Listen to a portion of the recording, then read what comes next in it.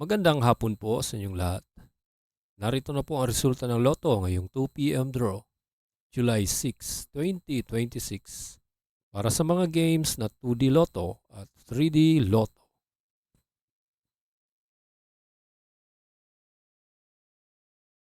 Para sa 2D Lotto, ito po ang winning combination. 22 and 1 in exact order.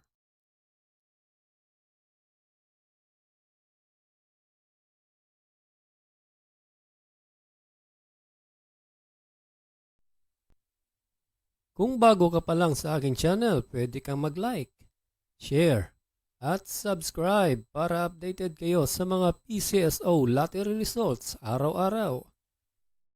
Para sa 3D Lotto, ito po ang winning combination. 1, 8, and 9 in exact order.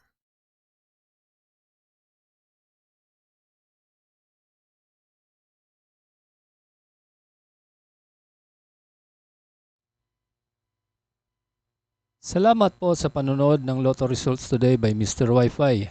Good luck at maglaro ng responsable. Huwag kalimutang mag-like, share at subscribe. Hanggang sa muli, paalam po sa inyong lahat.